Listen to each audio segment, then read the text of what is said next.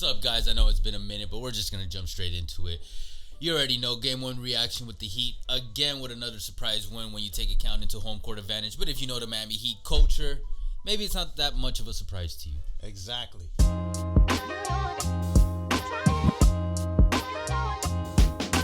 All right. Before the 5 people jump in the comments saying, like, where have you guys been? We know it's been a minute. We actually have recorded one video before this. It was a series preview on this series, but was not edited and uploaded on time. It was also just recorded the day before this series started. And there's when we went into a deeper dive on everything, why it's been a while, whatever. But we'll just skip all that. Just know that we are going to be here for this postseason, and we will be seeing each other more because it kind of just aligned that way. And fortunately for us, our Miami Heat is doing stellar, phenomenal, fantastic. Like, I don't know, every positive adjective you can think of in the dictionary, that's what the Miami Heat are performing as, because, I mean, you know, we already got that surprise W against the Bucks. And now, a somewhat of a surprise victory against the Knicks in home court in MSG. Why are you surprised, man? Like, well, because it's home court and it's MSG. You know, come on, man. MSG. See, that would matter if the New York Knicks wasn't such a dumpster fire. Bro, they are not a dumpster fire right now. The outlier. Oh my God. Every franchise has an outlier year. This squad, this team that right now in present time. That's cute. Hey, Knicks, you could even beat the Heat with a hobble Jimmy Butler. You guys were just clunking shots, looking like like he got hurt like in the first quarter or something, bro. He got hurt like in the fourth. They were within 4 points. They were within, you know, when this was happening, when Jimmy Butler got injured, I might be wrong about this, but this was after he made the free throws, the Heat were up by like 3 or 5, and Jalen Brunson, hey, you're Batman, you know, coming into the game. I'm thinking like, oh shit, man, we're fucked. Oh no, what happened? Oh, in the line, RJ Barrett, hey, your boy, clunking shots. Brunson and everybody else, clunking shots. I'm like, hey, dumpster fire of a franchise. Until you motherfuckers prove me wrong, I'm gonna stick by that. But I mean, they passed the first round in 10 years. That's cute. You know, Cleveland, before LeBron even stepped in, another dumpster fire franchise. And now they got Brunson, their LeBron. Nah, man. Hey, Brunson can ball, but I will say I was very scared how long Eric Spoelstra and the Heat organization kept Jimmy in after he hurt his ankle, rolled it over, whatever it was. Because like all I kept thinking, and Earl and I were discussing this, the longer he's on the court, the higher the chances of any accidental injury happening again and making things worse. And then you saw him hobbling. I'm like, yo, get this man off the floor. What the fuck? Like, that was kind of cringy. It's not worth it. It was not, but we already lost Depot and Tyler. It was. We can live without Tyler. Okay, but I get you. Clearly, we are living without Tyler. It was kind of cringy, I'm not gonna lie, but hey, Jimmy Butler, that guy's definitely got the dog in him. If you haven't noticed by now, he do. Not Bam though. So from a Eric thinking, oh yeah, if Jimmy goes out, Bam's got us. No, he don't. No, he don't. No, he definitely does not. But Bam had a good game. The guy that really stepped up today were 2 people. Gabe Benson, Gabe the man, you know, Gabe big man. They trying to come up with like 5 nicknames. I don't know, man. I was gonna say gunslinger, but OG really Gabe, like. Not me, you know, from like his country. What was that? He's from Nigeria. Oh no, I know he's Nigerian, but it was not me. I think that's his name. Okay. I'm like, not me, Vincent. I'm like, oh, what's up? Anyways, I kind of knew already. Like, I know Andrade's like, you know, giving me a shit about this, but we didn't make those first 2 shots in the first quarter. I'm like, all right, Gabe's gonna have a decent game. What? I don't know about that because he missed his first quarter. Hey man, shooting percentage was terrible. He just kept chunking shots, and I was like, okay. But all I kept thinking too was like, all right, it's the first quarter. Like, this is good. The fact that Eric, like, I don't know why I keep calling Spoelstra Eric. Like, we're on a first name basis. But like, he gave him like the freeload option to just keep going. And I was like, okay, that's a good sign because that means like, all right, they're testing the waters. It's only the first quarter. And against the Knicks, no offense to the Knicks, this is a team you can do that to. You know, you're not gonna risk that against like a Warriors or a Nuggets. You know what I mean? You gotta be wise with what teams you're gonna test the waters with. Hey, look, Knicks fans. I know I definitely sound like a casual Heat fan, slash a Heat fan, but I'm gonna give credit where credit is due. I know I was talking shit about R.J. Barrett, but he had a hell of a game before those clunkers. I told you, you're talking so did. much shit about him. Abi Toppin, filling in for Toppin. filling in for an injured Julius Randle. Slam dunk participant. He stepped in. He had a good game as well. That home cooking definitely helps when it comes to that. Mitchell Robinson, he was good on the boards as well. The Knicks could have won this game, and they definitely could. And Hart, he was playing good defense, pretty decent defense versus Jimmy Butler. And I think it was Richard Jefferson that was warning the people of what Hart was gonna do against Jimmy. He was already if he was like the next fucking Draymond Green or some shit. I mean, he was already doing better than Drew Holiday, at least here in Game 1. So kudos to him. I'll give the Knicks credit where it is due. No, I think one of my takeaways from this game is that this game is gonna be a representation of how the series is gonna play out, which I think is how everybody kind of perceived it. These two are very evenly matched overall when you look across the board against the players, the organizations. The only thing I think Spoelstra is obviously the better coach, but it's not like the Knicks have a fucking idiot on their side. No, Tom Thibodeau's pretty good. Exactly. Well, it's weird though because I still think of the Bulls with Thibodeau, but even though it was ages ago. He was in Minnesota too. I know, but that's why I think of when I think of Thibodeau, my mind goes straight to the Bulls there. He just did so horrible in Minnesota. Just forget. We ignored that chapter. Yeah, I guess. But I think it's just gonna be a grinding out battle with these two war because it's gonna be 4 battles, 7 battles, and I just love seeing Miami versus New York. I hope that this is a rivalry that can kind of keep going in the foreseeable future. I think these two, they already have history as rivals from late 90s and early 2000s. I hope it keeps going. No, and I talk this shit about the Knicks being a dumpster fire. They are, but the NBA is in a better place when the Knicks are relevant, when they are good. An actually good team. That sounded like such a backhanded compliment. Bro, I know I talk shit about your wife, dude, and how she's fat, but she's still a hoe. All that, but she's a great person, man. She's a great person, but she's still a hoe. I'm like, but and that's why you can't turn a hoe into a housewife. I'm type shit. I don't know where the hell I'm going with this. Please explain that to us. No, it's called common sense. You just don't do that. But here in Miami, it's a little bit tough. But okay, based on what we saw, we still don't know what's gonna be the thing with Jimmy Butler with his ankle. Yeah. Look, if it's gonna be a serious thing, tell me if you don't agree with me or not. If it's something serious, Eric Spoelstra and the Heat should just have Jimmy Butler sit down for Game 2, wait till Saturday, which is a good thing with the schedule. I agree. And have him come back there. But let's assume it's just a rolled ankle. It's not too bad. They get on the clock treatment. What's your prediction for this series? I would limit his minutes if he's gonna play Game 2. Limit it at least 15 to 20 minutes. Nothing crazy. I don't think he should be on the floor that much, honestly. Because keep in mind, he is 33, 34, and your body, your mind can be up there, energized, and clearly the guy has an insane amount of endurance, better than most 25-year-olds. He's Michael Jordan's son. But just for injury's sake, and then allow possibly, maybe, finally, Bam to have a breakout game. Not a good or great, a breakout game. Because if Bam can do that and just show the people that what he's capable of, and then Gabe has just to keep doing him. Kyle's been playoff Kyle. I want to see Strus. I'm waiting for Max Strus to have a breakout game in terms of a Max Strus breakout game, and I feel like we're due for one. So I feel like it may happen in Game 2, if not Game 3. I think at some point, not too far in the future in this series, we're finally gonna get the Strauss man. Yeah.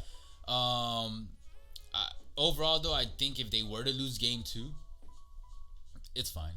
Goes to Miami, home court advantage, and I honestly think this series is gonna go regardless 6 to 7 games. I don't think it's gonna go to 5 games like the Heat did, or how fast did the Knicks beat the Cavs? 5 or 6 games. 5-2.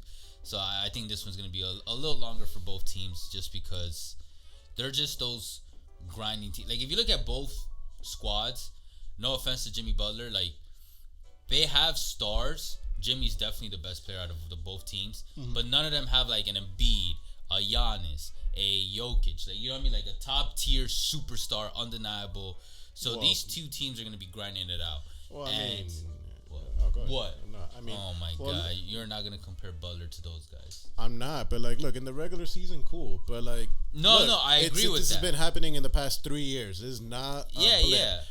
In the playoffs, Jimmy Butler is an undeniable superstar in the playoffs. No, I don't care what you have to say. Like the numbers back it up. He's an undeniable superstar in the postseason. Yeah. Like, but he's still not what those guys are. Those guys are special.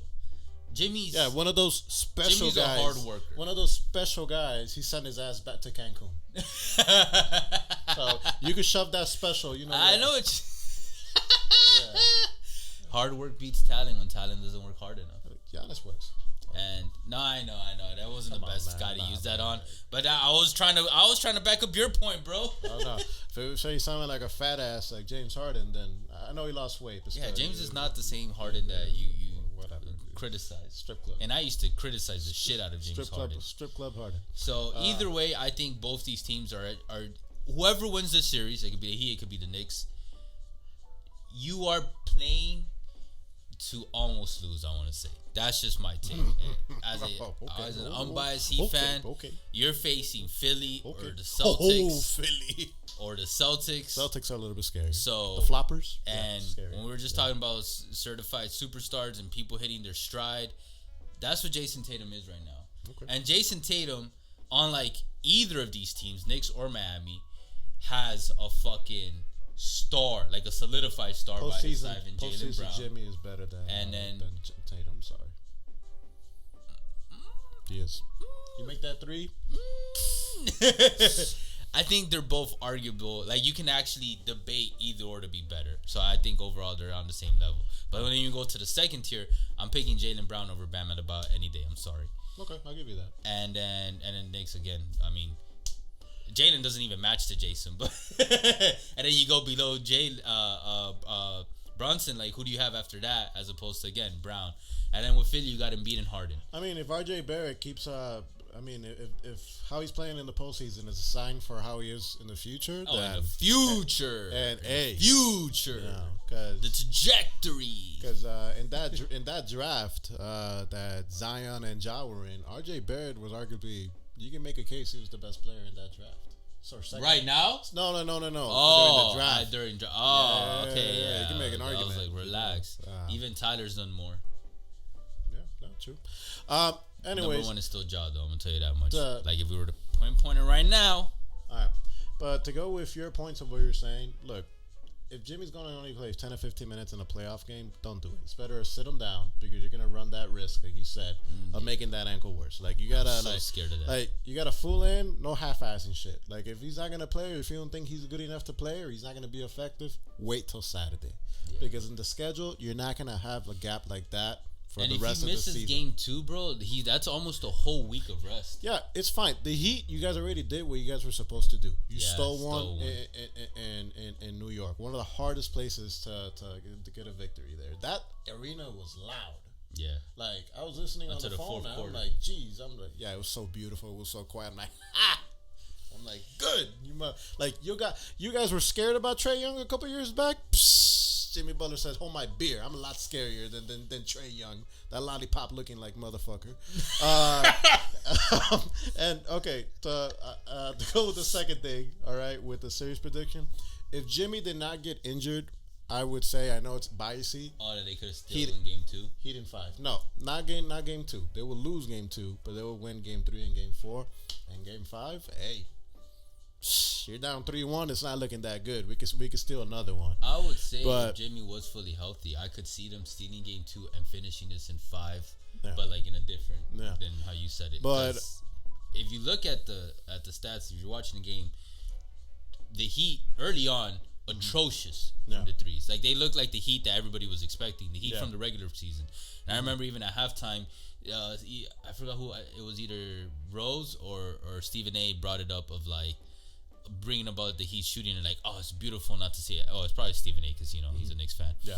And then like at the end of the game, they asked Stephen again, and he was like, bro, I don't know what they came back with the offensive. I should have shut my mouth.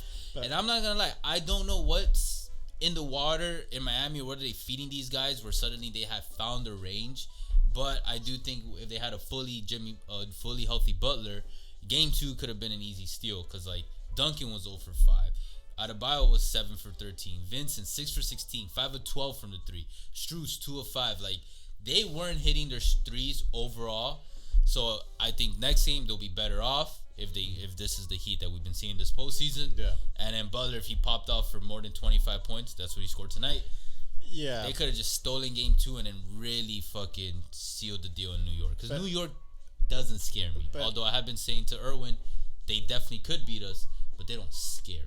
Yeah, I mean, true, but that's not gonna happen. I think they're gonna lose game 2. The Knicks, they just shot horrible from 3 and the free throws. 20.6 free throws, 60%. Those are free throws, man. You gotta make those. You got at least 80-85%. Like me and Andrade, Joe, we could probably shoot better in that in free throws. Free throws, just free throws. Okay, everything else. No, Can we? We'll get skunked. And Julius Randle, he's not playing. Look, that's an important piece for the Knicks. He's probably gonna come back sometime. I'll say Saturday. I wouldn't be surprised if he comes back. And then I'll end it off on this note. Shout out to Kevin Love, man. Like, when we picked him up, I don't know if we recorded an episode or if this was just a conversation we had. I was happy we picked up Kevin Love. That was a good pick. I always appreciate when a team picks up a once great player, even when they're past their prime. Because, and I thought of this today, a once great player makes for a great role player. And that's all you need, and that's what you're expecting when you pick them up. And Kevin Love, time and time again now, this postseason, even during the regular season at times, but this postseason has shown how crucial of a pickup he has been. And this is with Tyler out, Oladipo out. Like, imagine if those two were in.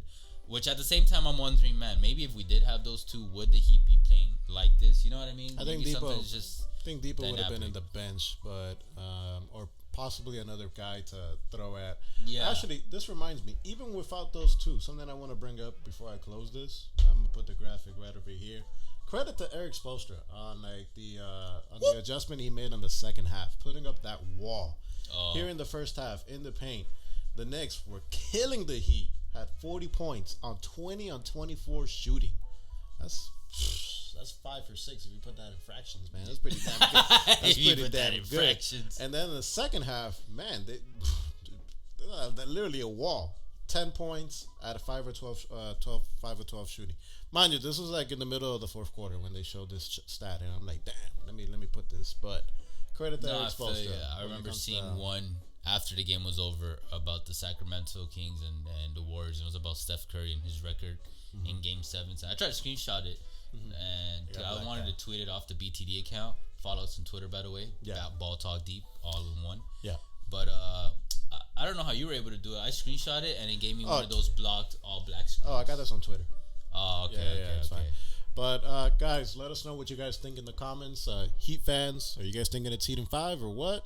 Knicks fans, what do you guys think? This one, I can say I do believe it could be a Heat in 5 one. If you asked me in the first round, Heat in 5, I would have been like, you guys are on fucking crack. Like, I'm probably gonna say, to be as unbiased as I can, Heat in 6, not Heat in 5, Heat in 6. And then next round, it's going to 7. It's going to 7. Yeah, revenge. We're going after you, Boston. You fucking floppers. And we're going after Embiid after. In the offseason. What? I like that. I'd rather have Embiid than Kawhi. You saw in one of the interviews, one of the post-game interviews in the first round, Jimmy said flat out that Joel Embiid was his MVP pick.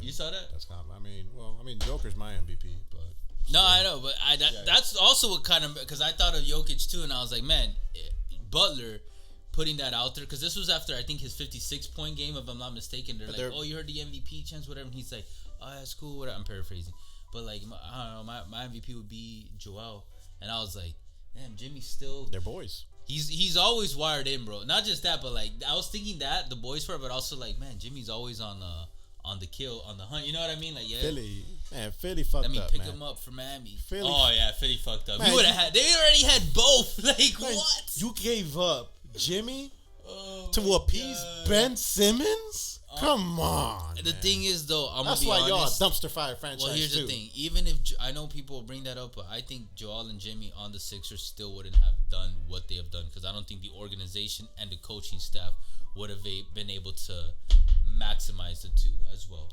Now, if you put Embiid and Butler, even now that they're both much older, on the Heat with Spoelstra, W's. No, that's true, man. But anyways, 4 championships. No, I'm just. Well, relax, man. If we had Embiid, we would have slaughtered the Lakers in the bubbles. But, facts. I mean, you still could have beaten them if we were healthy. Could have. I mean, I know. Coulda, woulda, shoulda. But it's okay. We'll meet the Lakers in the finals this year. Exactly. Bubble rematch. Let's fucking go. All right, but anyways, guys, appreciate all the love and the hate. You guys already know. Facebook, Twitter, TikTok, Instagram, all podcast streaming platforms. We'll catch you soon. But for now, later. Take care.